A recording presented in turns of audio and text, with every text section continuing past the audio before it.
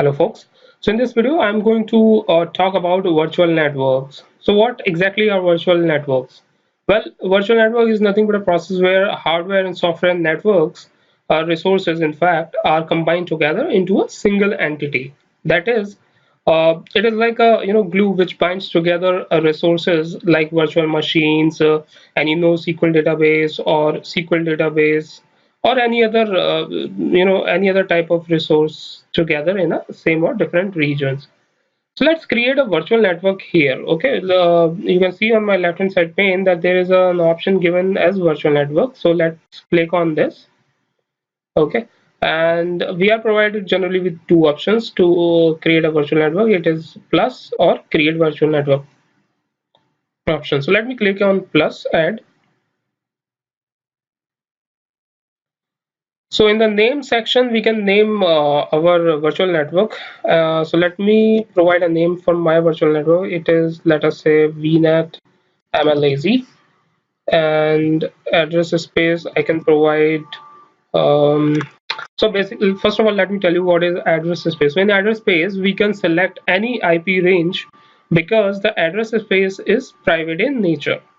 And you will not find any public IP address starting from 10 dot because this entire block is reserved for private IPs.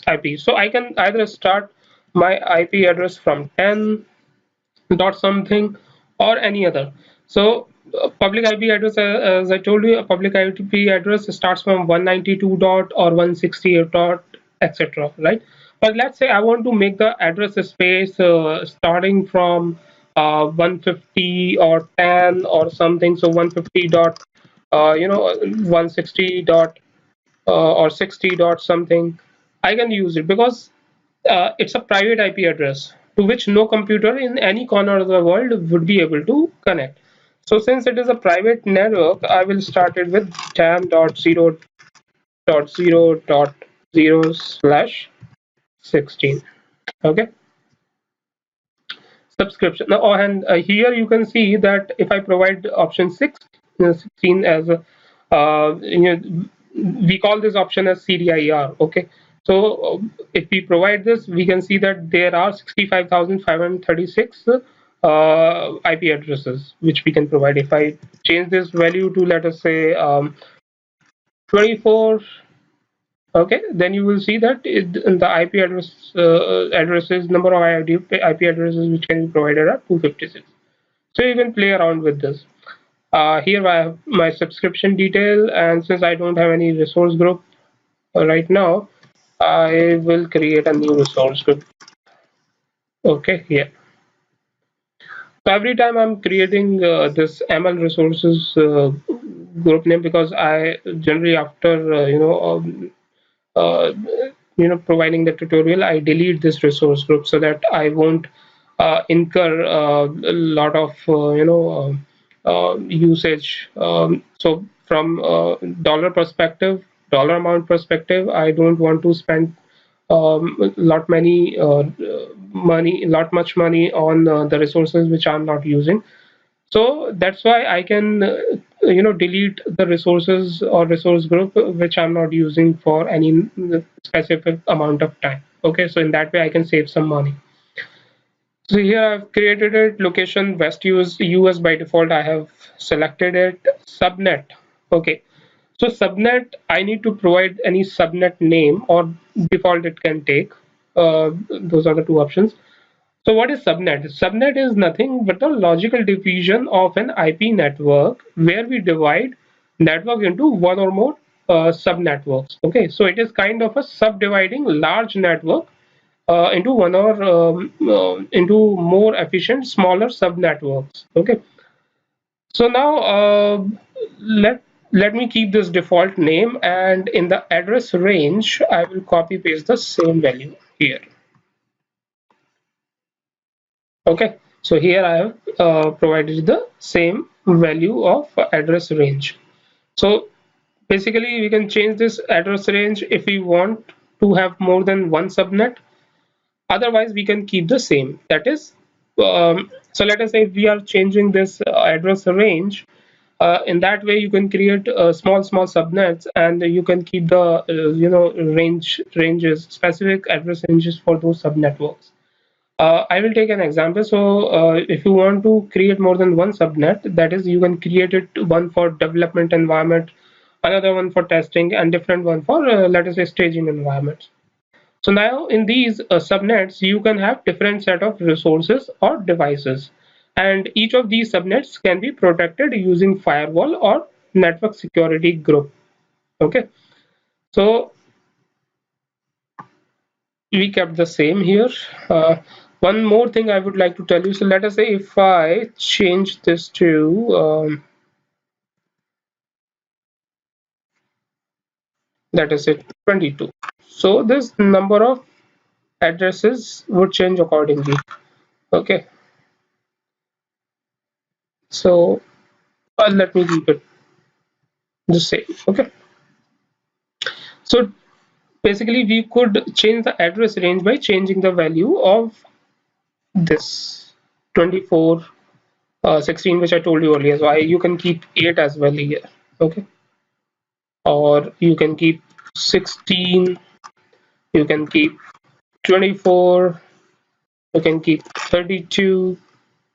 Okay, so if you keep 32, you will be provided only with one address. Okay, so that way you can play around with this value, and this naming scheme is called CIDR. Okay, so let's keep the same value which we kept it. Okay, so here DDoS protection, it provides a basic protection here, but you can choose the standard protection also, where it provides some more additional features, right? And DDoS is nothing but a denial of service attack. And by enabling this, we actually make sure that we don't get any harmful traffic from outside. Okay, and the firewall option, you can disable it or enable it. So if you basically enable this, then uh, you know the firewall, you can enable it through this option, and you can see that it says that Azure firewall is managed cloud-based network security service that protect your virtual network resources. So you can enable or disable it. Okay, and service endpoint, yeah, forgot to tell you about this. So service endpoint is a security option which opens uh, the virtual network to connect with some of the built-in services like so for example, let me enable it. So if I enable it, then you will be able to connect with some of these built-in services like Azure Cosmos DB, excuse me, Azure Active Directory, Service Bus, etc. So that's totally depend upon your choice whether you want to disable it or enable it. Okay, so I disabled it here. And firewall, as I told you, we get an option to create this firewall and a subnet for that firewall as well. So you have this option for that purpose. Let's click on create, and it will start creating the virtual network.